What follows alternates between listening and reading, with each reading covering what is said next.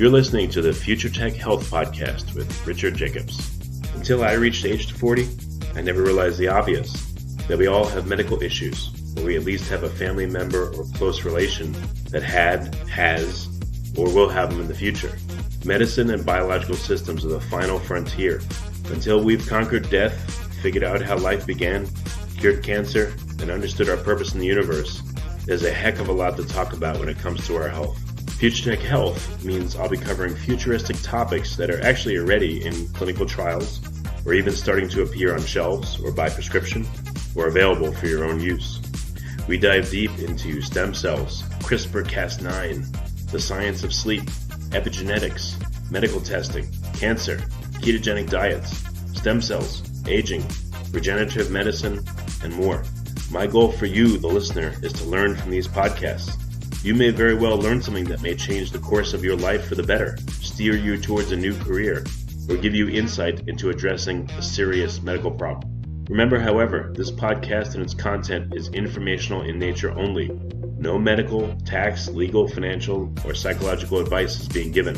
If you enjoy the podcast, please listen, subscribe, like, and share it with friends. Thank you. Hello, this is Richard Jacobs with the Future Tech and Future Tech Health Podcast, and I have a returning guest, veterinarian Barbara Royal of the Royal Treatment Veterinary Center. Podcast with Barbara quite a while back, and then I met her in person at the Metabolic Health Summit in January this year, and she's fantastic with animals and giving advice on how to help them above and beyond what I think most vets would tell you. So the most interesting thing I remember from last time is she told me that she'd done acupuncture on camels, I guess, to help their knees, and it worked. So Barbara, welcome back, and thanks for being here. Thank you. Absolutely. Yep. Acupuncture is pretty awesome. Yeah.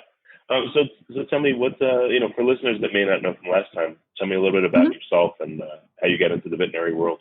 Yeah, I'm an integrative veterinary medical practitioner in Chicago. I have my own clinic here where we treat basically, it's for the local community, dogs and cats.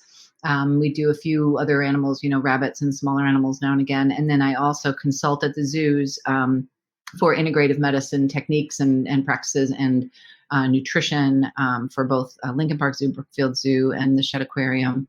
And then I also do some volunteer for wildlife, things like that if I need to.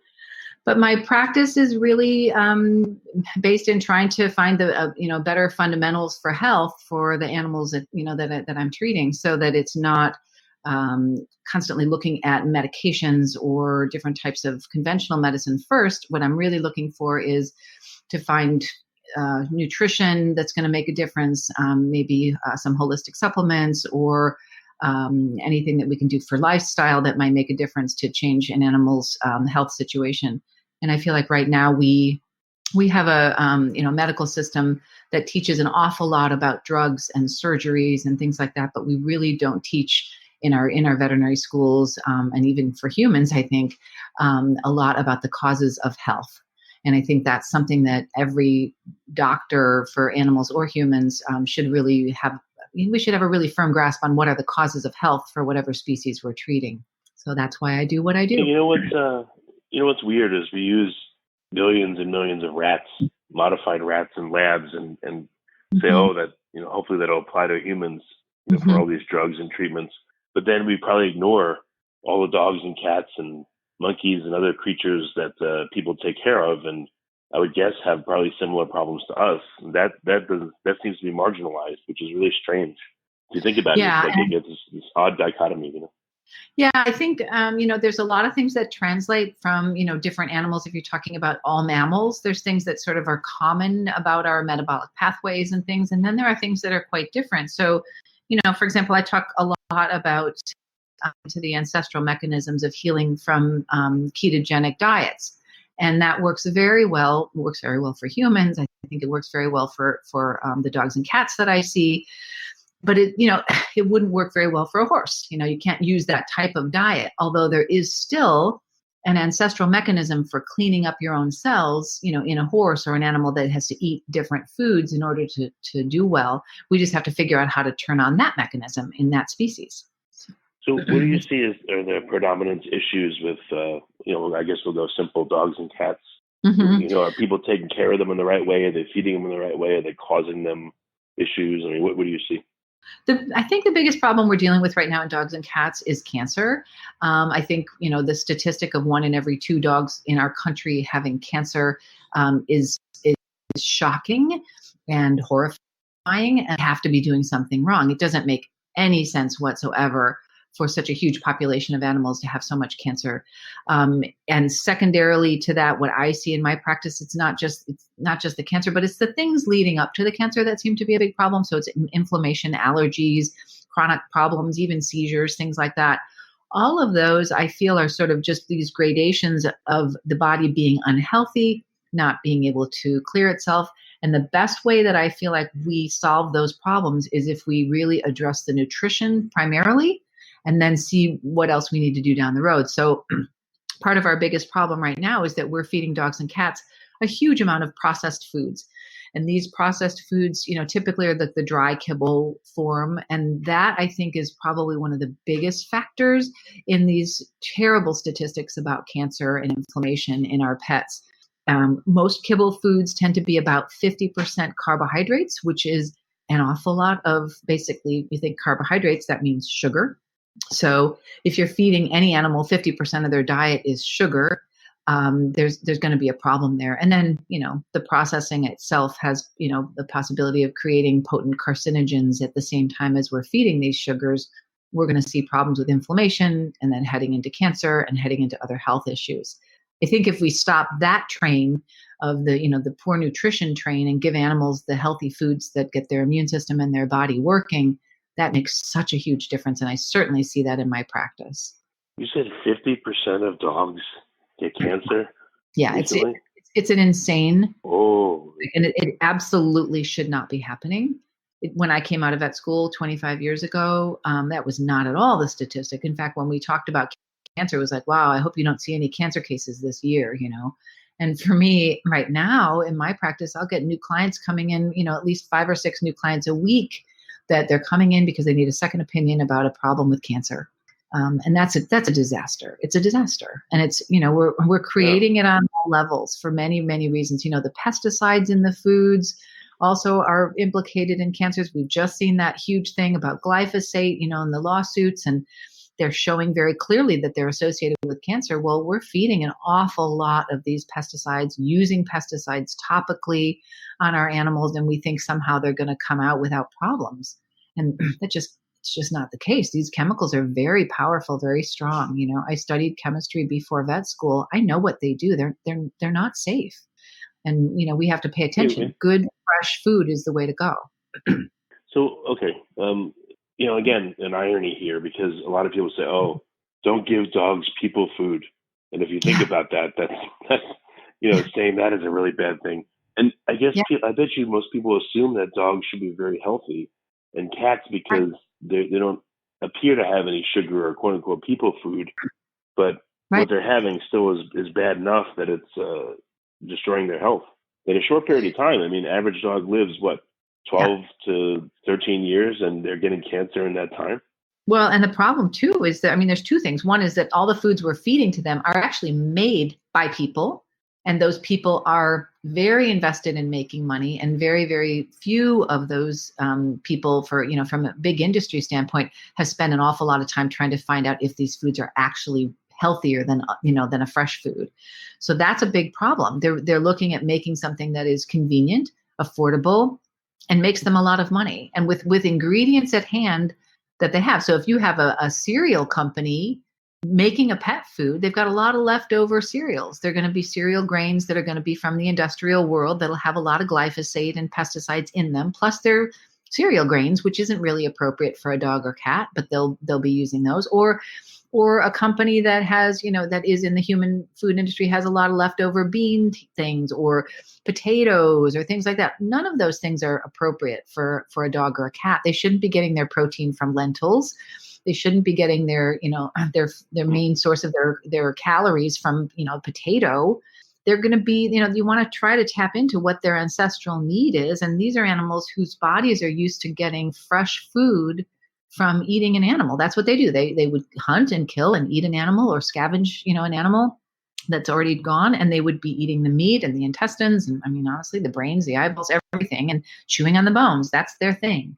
And we think it's okay to make them a food and give them a food. And because the pet food industry tells us that's dog food, we believe that, when in fact it's the industry telling us not to feed leftovers, not to feed our leftover foods to pets because it makes them more money. It's not because it's necessarily bad. I mean, people could be smart about that. My grandmother fed our leftovers to our dog. Our dog lived till, we had animals that lived on the farm. I know from when my mother was growing up, she said they live forever, and they were just eating leftovers and things. And, this industry is a multi-billion-dollar industry that is very much focused on, on the money side of it. And I try to tell people, as long as you're aware that the health of your animal is going to be something that you're going to have to focus on. It's not what the industry is focused on. And then that helps a little bit. We have to be looking at ingredients. We have to be looking at, is this actually making sense for the species? And what we've seen is just the health the last, 50 to 75 years, the lifespan of many breeds of dogs has gone down, which is, supposed to be getting better with our modern medicines and everything. So like a golden retriever, the average lifespan from the AKC used to be somewhere between 16 and 18 years. And right now it's between 10 and 12. Yeah. And that's because most of them will get lymphoma or other types of cancers. And that's horrifying to me. There's that's why have that, sort of a weird death sentence hanging over an animal, premature, and we accept it as normal. Like, oh yeah, that's Goldens, they get that. Like, why would that happen? It doesn't make any sense. That's a huge difference percentage wise. 16 to 10. It's a huge difference. It's a huge difference. In people, that would be what would be then in people? Like, instead of living to 80 or 78, you live to what, 50? Living to 60. Yeah, 50 or 60. I mean, it's ridiculous, right?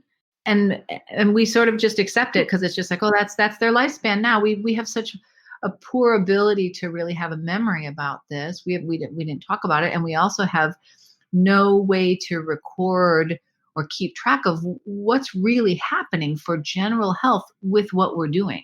Is it causing a problem to be feeding these foods? Is it causing a problem that we, don't pay attention to things, in terms of being organic or not having chemicals in them? And what kind of data do we have? We have a couple studies, and then the people whose vested interest it is in giving us information will absolutely blast those few studies with very few animals to the skies and make us believe that it's true when maybe it's not. It does make a difference for health that I see in my practice. I see a difference for animals when they're eating fresh food and getting what I consider to be the causes of health, which I learned from doing all of the zoo medicine and wildlife medicine that I did.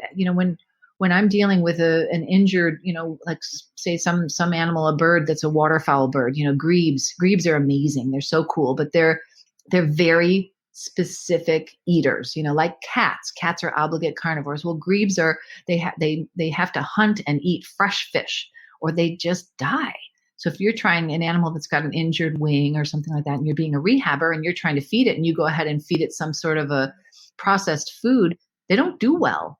You have to, that you recognize it right away as a rehabber. The best thing you can do is, get fresh bugs or fresh fish or fresh whatever that animal eats and get it in there.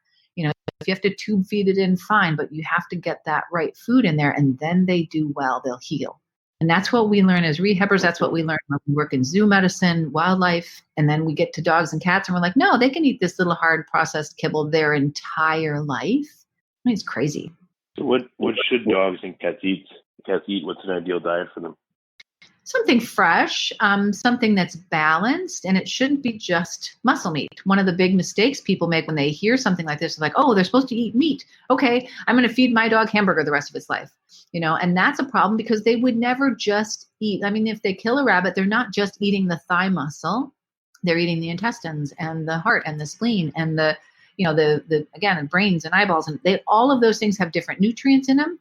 The intestines will have some maybe slightly fermented, vegetables and things from the prey that they're eating. And all of those things go into what the animal needs. That's why they eat them. And so if we don't have a balanced diet, we're not going to have a healthy animal either.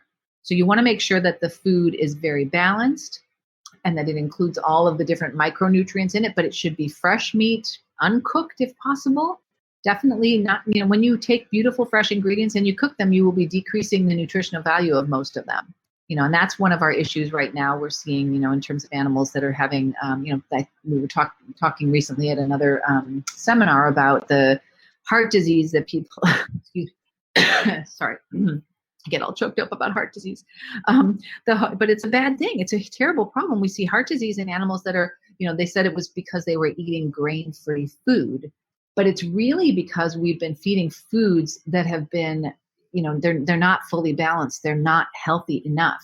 And a lot of the grain-free foods went from feeding meat proteins and trying to go to grain-free, they'll use different sources for carbohydrates like, chickpeas or lentils. And then they also use a chickpea or lentil as a protein source, but that's not a complete and balanced protein for a dog or a cat. And so that creates this imbalance. It is about making sure that you do something like that and then you process it, high heat process it or put it in a can. You decrease some really important amino acids that are for heart disease, that will make heart disease if you're deficient. So if you don't have enough taurine, you can become have a really bad cardiac disease because of not having enough taurine. And taurine is very easily degraded when it's heated, in the canning process, in the heat process to make a kibble. And that's a problem. And we're seeing that as more of the issue than it is just about the grain-free food. If it's fresh food, fresh meats, very well balanced, that's what I want. I do believe in using, you can use vegetables to balance a food if you need to, because I don't believe the meats and even the organs and things like that we have are the same as what game animals would be if we're getting them from industrial farming. So we do need to make sure they're actually really well balanced. So dogs and cats can have raw meat, no problem. It doesn't bother them, and that's good for them. Oh yeah, they can have raw meat. They can have raw meat mixed in with their food, and if it's balanced with other nutrients and make sure that all the fatty acids and everything else are fine in there, they can live on that. They're the pH of 1 in their stomach. That takes care of an awful lot of different kinds of bacteria. Their mouth has an incredible saliva that's very antibacterial. They are used to, I don't know if you've watched dogs. I have. They lick each other's butts and they step on something and lick it off their foot. They don't care what it is, if it's poop or, a half dead animal or, all kinds of things. They handle it fine. They don't get sick from that because they're made to eat that. They're made to have that kind of thing, lick it, swallow it, have it in their mouth. Their mouth takes care of it. Cats are the same. They are able to handle an awful lot of pathogens that, we as we're in the grade 8 family, our pH in our stomach isn't nearly as, ready to take care of these different pathogens because we wouldn't be eating so much of that type of food. So we're not as meant for that. We have to be careful, but the dogs and cats, no, they've had animals eat salmonella laden chickens. I know leftovers people used to give, had all kinds of things, E. coli, salmonella, who cares? The animals are fine with that. Unless they're really severely debilitated and have immune system problems, which typically tend to be because we've created those or have problems. But, then that's a different story. But a healthy animal should absolutely be able to handle that. So. Yeah, so giving them the bones of if you eat ribs, you give them the bones and, they happily lay there and crack them and eat them. And it's a good partnership, it sounds like. Yeah, as long as they're not cooked. A cooked bone will splinter weirdly and can be very sharp. But a raw bone has sort of more of a dull thud to it. And an animal that, they just slowly, if they get used to that again, if we rebuild the biome in the body so that they're used to digesting that kind of thing. And, you have to change them over from the kibble because, the kibble food and things like that have been feeding bacteria in the gut and making sort of a strange population of bacteria because we've been feeding them so much sugar. So we need to, you take about 10 days to change over so that the right bacteria and the right systems can get back online to take care of the food that they should be eating. But with, they can chew on the raw bones, you just take it nice and slow and introduce it and it can really work. Yeah, we do a lot of probiotics. Sorry. Yeah. We do a lot of probiotics and things like that to help. Yeah. Oh, there's probiotics for dogs. What are they made from and how are they given? I like a variety. So there's a lot that are available, just online or if you can go to a little local store, I'd prefer that because it's better. There's also someone then accountable there for you. who can help you, talk through it. But I use the probiotic because I formulated a probiotic through the Now supplement company, and they are organic and a wonderful company. So they have their pet line, so that's easy. And so the Now Pets has it's called GI Support. That's the probiotic, and that has some of the ones I think are really important for GI health. But I do believe in the variety of it. So not only will we'll do that, but we'll do, some unpasteurized goat milk or some, good goat yogurt or things like that. I don't tend to use cow products or cow yogurt because it's too inflammatory for dogs and cats. So I will stick with things like goat or sheep. Those products don't seem to bother them. I do use an awful lot of butter. If it's pasture raised or organic butter or something like, Kerrygold or something from Europe where they don't have so many problems with their cattle in terms of the chemicals in them, and they also have them pasture raised, that kind of butter is okay. I'll use that for giving pills and things like that in dogs and cats. How has this changed how you and your family eat, and does this affect the families that bring in the pets too? Do they help each other and eat better together? It's incredible. It's actually one of the things I didn't anticipate is how dramatic this has changed my clients' lives. Certainly my life. My husband has always been very organic and really interested in conservation. But once we really started looking into this about 20 years ago, it's changed all of our lives in terms of health. He had, I remember went into the doctor and they diagnosed that he had some high blood pressure. And this is when he was working in the city. And he said, okay, well, what should I be eating? And the doctor said, it doesn't matter what you eat, just take this medication. And I just remember he came home and he said, yeah, they absolutely said that. I'm like, that's ridiculous. I mean, of course it matters what you eat. And, it's ridiculous. So, but that's just the what human medicine teaches. And I've seen that with cats. I've seen that with dogs. There's so many, we change diet, blood pressures get better, heart conditions get better, allergies get better, seizures get better.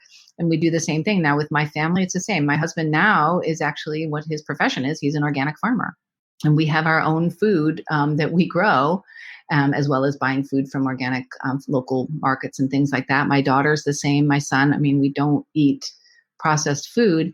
And I don't even have to tell them. I have a 14-year-old girl who goes out with, her friends, and she just says to them, rather than making a big fuss about it, she'll just no, I already ate. I'm not going to eat anything. And she just doesn't eat if it's not something that she thinks is going to be healthy for her because she feels the difference. That's really good. And that's it. But it does make a difference. I have clients that come in that were so severely overweight and unhealthy that they couldn't even go visit their grandchildren. And these, it was a couple actually that specifically I'm thinking about, and they couldn't, and they were so sad about it. And talking about their obese dog, and we sort of made the dog get crazy healthy, and then the dog wanted to be walked. So they started to do a little bit more walking. And then they said, what we decided to do? We took your advice about the dog, and we're eating less processed food. We're eating less sugar. They go a little bit ketogenic on their diet now and again. All of a sudden, they both lost about 80 pounds each. And then they lost another 40 pounds. And suddenly they could fit into airplane seats. They could travel, and they could go to Europe, and their lives are completely different. They're retired. They could be doing whatever they want. They have money, and, they wouldn't be doing that. It's crazy. So I see that a lot.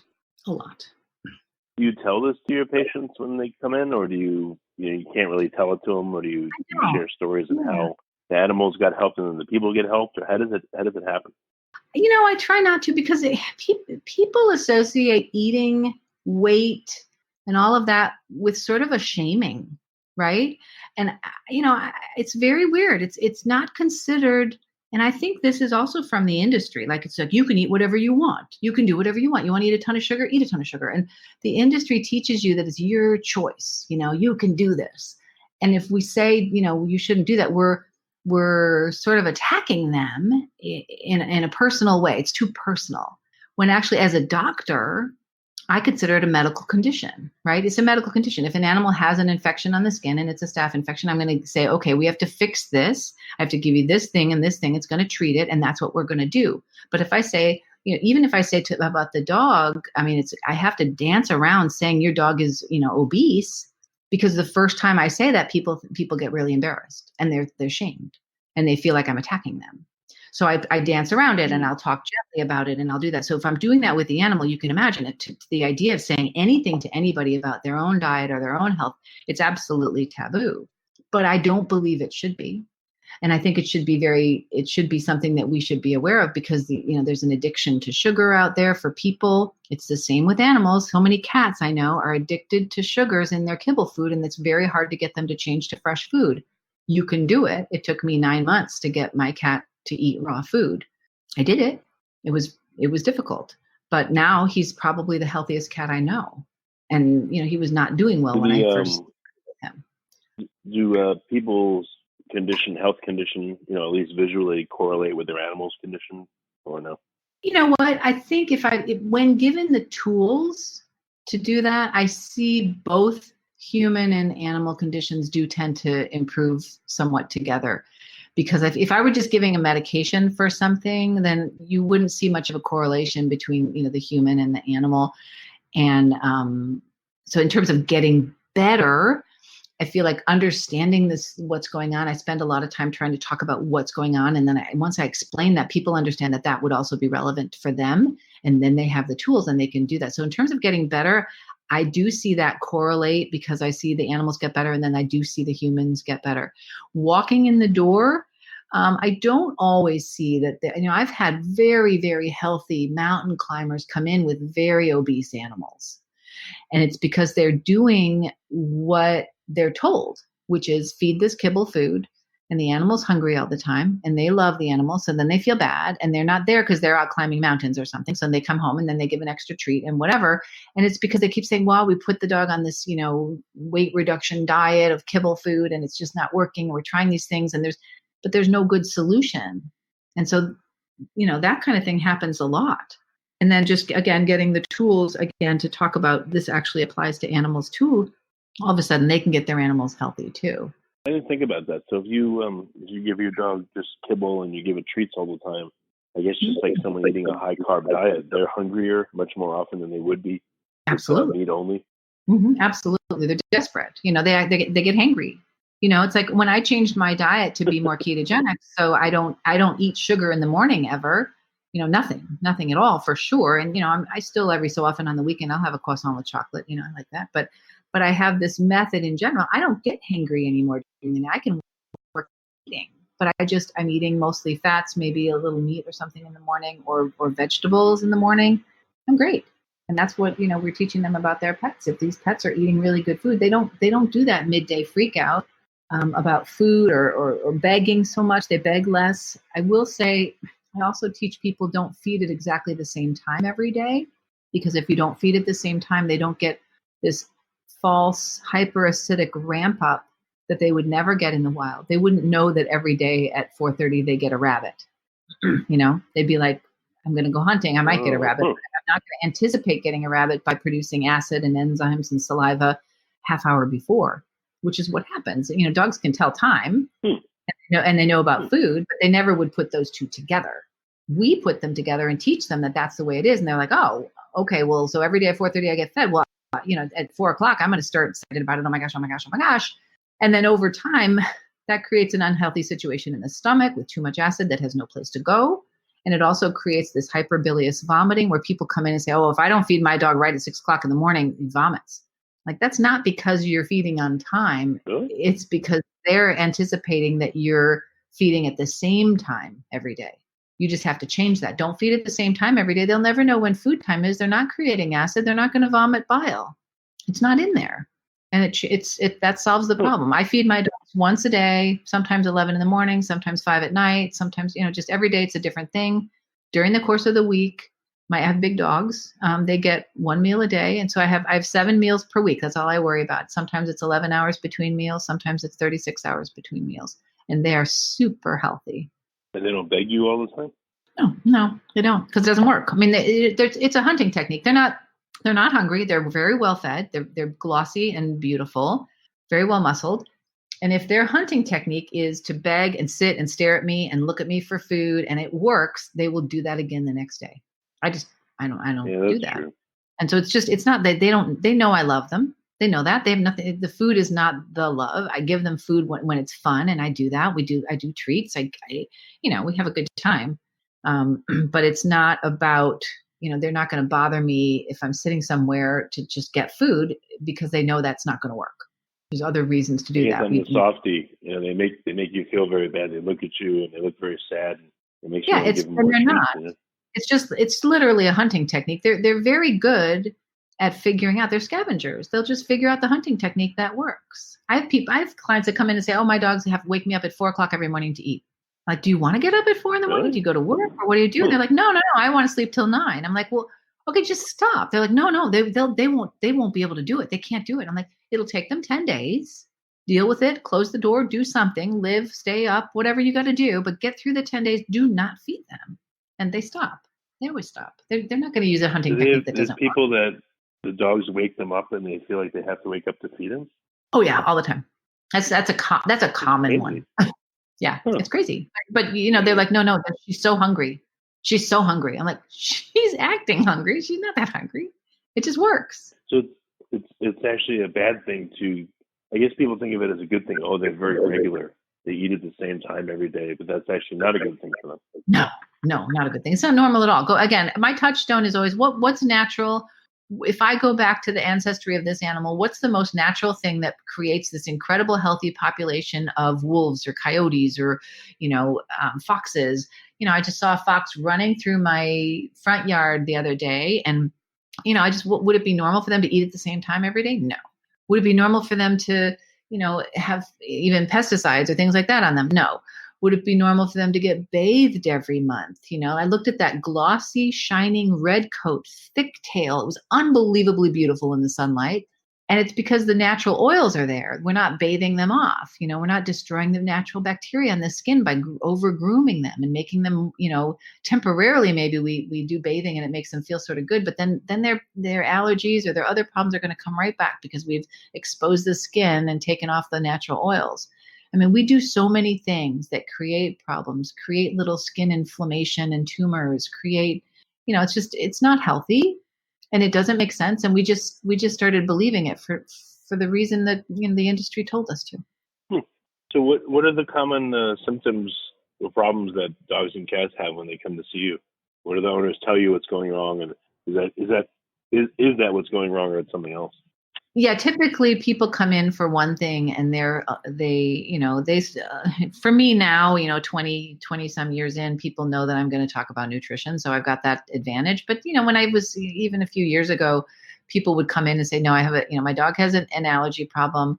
It's seasonal. So it's definitely going to be, to do with pollen because it doesn't happen all the time. So it's not food related. And this is what's going on. So don't talk to me about the diet. I'm not changing the diet. And it is food. People will come in and say, oh, it's an ear infection, or, oh, I have seizures, so there's no way that's diet related. It's epilepsy. And I just need some meds or some supplements and things like that. I'm like, well, it is diet. Because if we're talking about all of these different conditions that have at their root, which this is, not just more like, Harvard, that at the root of many of these conditions is inflammation. And inflammation is like a cup in the body. If you don't fill it up, you don't create a lot of inflammation, then you're not going to see a seasonal allergy because you may have pollen and be allergic to that. But if your inflammation cup is empty, you can have pollen around and you won't see a problem with it. Or if you have seizures, seizures are often triggered by allergies or inflammation, things like that. And they can get worse if you've got more inflammation in the body. But if I can decrease inflammation in the body with diet, then that can make a difference even for seizures. One of the number one treatments for seizures is ketogenic diet. And, that's something people don't think of doing in animals, but they should. So often I'm just like, guess what? If you eat a lot of carbohydrates, you're going to make a lot of insulin to deal with all that sugar. And insulin is absolutely linked to inflammation in the body. And your cup is full. So, whatever problem you've got is going to be more of a problem. So it sounds like an easy eating plan would be, if you eat meat X number of times a week, you just buy a little bit extra, don't cook it. You eat the cooked stuff and you give the raw stuff to your dog as an example. But again, that's not going to be balanced. So that's our problem, right? So yes, you can have a little extra to do that, but we're back to that problem that people do, right? The first thing we think, it's like, oh, well, I'll just give them muscle meat and that'll be it. But, you need it to be everything. So like, again, what my grandmother used to do on the farm is she'd give all of the internal organs and the intestines and, the leftover things that we wouldn't eat to the dog. Mm. Right. And so they would have that balance, but then also those animals would have been going out and hunting and eating something on their own. So they could choose. They never get to choose in our houses. So they don't get to choose what they're sort of having a hankering for, which often is what they need. That's how most animals do that. They're looking for food that makes them healthy. We're the only species on the planet that makes food that'll kill us. So they're looking for that. So our problem is it needs to be balanced. If we're going to not let them choose, it needs to be balanced. You need magnesium and selenium, and you need, phosphorus and all the fatty acids, and you need to have all the amino acids. You need everything there appropriately. So, if we don't have that, then we're not going to have a healthy diet. So you have to look at people are people are overfeeding their dogs, and I guess most of them, including us, unfortunately, we have food available for them all the time, like a bowl of kibble sitting there, and and they don't eat it because they're just, they don't like it. Yeah. If they really liked it, they would eat it. My dog eats pre-prepared, it's commercially prepared raw food that I purchase in frozen half-pounds little packets, and I buy that for my 2 big dogs, and my Labrador eats 2 pounds of food in 8.7 seconds. I put it down, and it's gone. Now he's a nutcase, and I love him, but he's 8 years old, and he looks like he's an Adonis. I mean, he's unbelievably gorgeous. And my Pyrenees mix does the same thing. She's a little slower because she was hit by a baseball bat, but so her face is a little funny. But she eats it very, very fast, so it's gone. It should be gone. There, a bowl of kibble sitting out. First of all, it's going rancid. The oils in there are going rancid with oxygen and light and everything else. So, if it's sitting out for any period of time, it's going rancid. The oils in the bag of food are going rancid as they sit there. By the time you get halfway through a big bag of food, it's rancid. And you can't tell because there's all those flavor enhancers in there. But that's terrible. That creates cancer. Rancid fats, bad idea. So, if we're feeding rancid food all of the time, the body's going to have to be fighting that. I mean, to me, it's not like a direct link to cancer, but it is a direct link to things that are unhealthy, and unhealthy things make the body have to fight too many battles. And that's why we're seeing these things. So I would say, I wouldn't feed a kibble food. I just would never do it. And it's not worth it. You spend so much more money at the vet. Every time you walk into a vet, it's got to be $300. Like, put that money towards really great food, and you can go in for your annual exams or your biannual exams and, have normal care. It's just silly to me. All the things that we're treating and tap dancing about that just should not happen. Dental disease alone is crazy because of all of the dry food, sugary food. I mean, people say there's no sugar in my food. It's like, there's carbohydrates in your food. All kibble food's going to be somewhere between 30 and 50% carbohydrate, which is way more than these animals are at all expecting to have, and they don't have a good way to deal with it in their mouth. So that's like saying, here's your ginger snap sugar cookie. You're going to go to bed. You've brushed your teeth.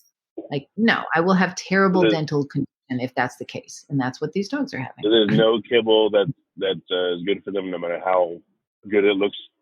I wouldn't ever feed a kibble food to my dog. Now that I know, I've looked at the industry, I've gone to the factories, I know what's happened, I know why it's there, I know what it is. I just wouldn't. I mean, I don't see any need to. There's no reason to. I don't know why I would. It's so easy. I take the half-pound patties out of the freezer. I put them in the bowl I'm going to feed them in.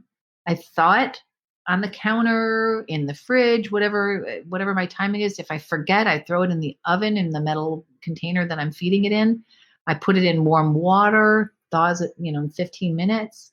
Whatever I need to do, I thaw it. And once it's thawed, and because I don't have a food time, it doesn't matter if it's, 4:15 and I feed it 4:30. Well, that's just, so whenever it thaws, I take the bowl and put it on the floor, and it's gone.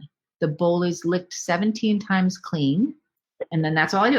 I'll rinse out the bowl and go to the next day. It's so easy, and people act like it's so crazy, but I'm not making food. I have, I work a practice. I run my practice. I have a university where I teach veterinarians and technicians. I teach at the, at Cal Poly for the pre-vet program. I've written books. My life is crazy. I have a foundation in which we're trying to get money for research into all this to prove it. I'm dealing with that. I don't have time to do too much for my food. I want it to be convenient and easy for my pets, so that I just I get to just hang out with my pets and they're healthy, and I don't have to be their veterinarian. I'm their mom. I mean, it's great. That's true, yeah. So yeah, I just I there's a lot of my clients will really admire if you want to make fresh food for your pets. The Royal Animal Health University that we also have a diet formulator program. We can sell the software to people if they want to make their own diets and make them balanced and say, I want to include, in Australia, I want to make kangaroo meat diets that are balanced. Okay. You can take this animal diet formulator program, you can purchase it, and you can plug in the ingredients you want to put in there, and it'll tell you what you need to add to make it balanced. I mean, it's amazing. So people are doing that. Yeah. Have you modified that for people? I know, right? They're actually the Steve Brown, who's the person who started this program years and years and years ago, and still works with us.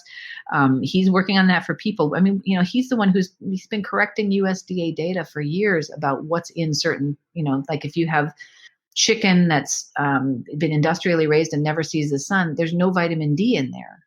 But in a lot of the food, they're saying, oh, if you use chicken, you're going to get this much vitamin D. It's like, no, you won't. Not if it doesn't see the sunlight. So you may be making an unbalanced diet. You have to know what you're using. And that's where this diet formulator is amazing. It can tell all kinds of different foods, where they're from, where they're sourced, and it'll tell you exactly what's in there so that you can use that. So that's a tool. We also just sometimes formulate diets for people. They'll just say, hey, I don't want to use the program. I just want you to tell me a good food. I'll go buy it all. I'll buy it at the grocery store. Like, okay, you can do that too. We'll give you things to do that. So, at the university, we do. So what's an example of how people could at least approximate a much better diet? Any tips for people? And then, where can they get the software after that? We'll ask. Yeah, you need a recipe, because it's going to be, it's not just like, okay, if this is like 80-10-10 thing and all that stuff. It's just not balanced. I've run it through the formulator. And if you're feeding the same thing all the time to an animal and they don't ever get to choose, you will have illness. Illness will come because the body doesn't have what it needs to stay healthy. So it does need to be balanced, and you do need to have some variety. So my recommendation would be to change and to buy somebody's version who does a really good job of sourcing. Try to go organic, buy somebody's version of a commercially available raw, fresh food, and use that. Even if you're using it some of the time and doing a kibble, it can make such a difference in their health to have some fresh food. So, I mean, if you can't do that, then, buy some sardines now and again and put a sardine in the diet. And if you're doing the kibble, they love sardines. Add some fresh eggs or even some fresh vegetables now and again. Although we're not feeding a monkey, we're feeding a carnivore. It's good if you can even add fresh vegetables and things. It gives some fresh ingredients, but you want to try to approximate a more natural food and put that together. But buy a commercial available one, or you can get a recipe. I mean, the recipes have to have certain things. If you have an 85% protein ground beef, then it will be different than if you have, a 70%, protein ground beef. That will be a very different recipe. And people don't believe that, but it can become completely imbalanced for the linoleic acids and things like that. I mean, things get out of balance, and it matters if you have chicken and you're putting that in. It matters if the skin's involved or not, what we're putting into it. So it does help to have a good recipe, and they're not expensive. It's not a big deal. You can go to the Royal Animal Health University website or the Animal Diet Formulator website, and we can help. It's not that complicated. It's things you can get in the grocery store. What are your thoughts about people? Are they carnivores themselves? Are they true omnivores? Or how is this informed how you think? And again, it's opinion, but how you think people should eat? Well, I mean, for one, I don't think there's a debate about, people say dogs are omnivores. They're not omnivores. They're carnivores who are scavengers. So they can live on things. They can digest corn and they can digest a lot of things, but it isn't the thing that makes them healthy. So that's what I look for in what I consider to be any species I look at. What is the thing that makes them the most vibrantly healthy and live the longest life? That's what I want to feed them, right? So I don't want to feed them the stuff that they can live on barely and not function well. I want to give them the most vibrant food they can have because I love them and I want them to live forever. So that's one.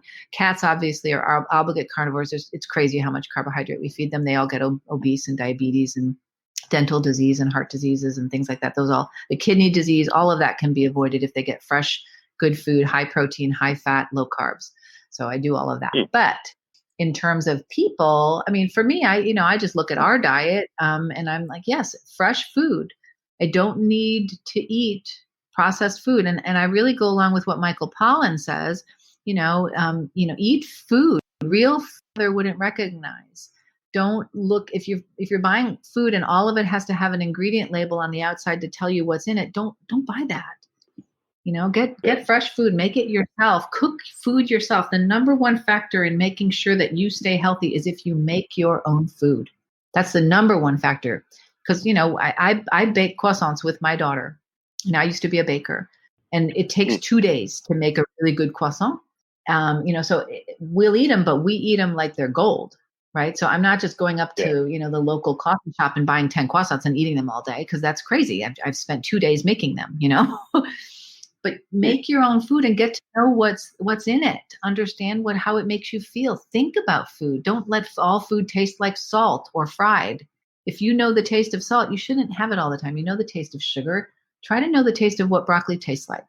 Food tastes like, enjoys with the same toppings. That's what I would do. And I think you stay healthy that way. Okay, very good.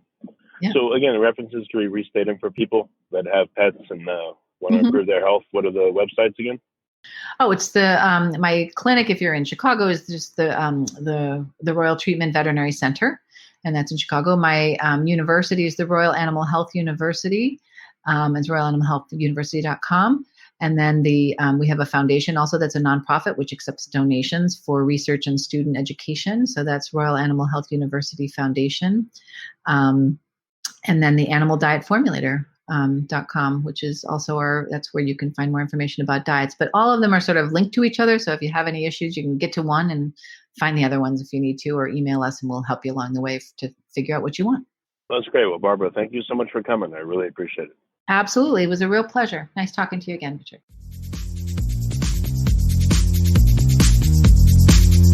You're listening to the Future Tech Health Podcast with Richard Jacobs.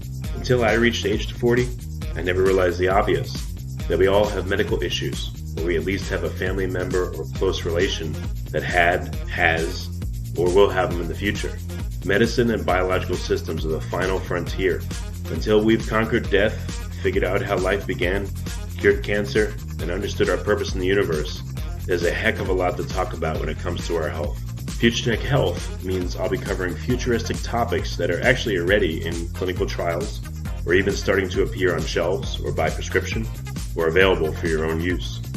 We dive deep into stem cells, CRISPR-Cas9, the science of sleep, epigenetics, medical testing, cancer, ketogenic diets, stem cells, aging, regenerative medicine, and more.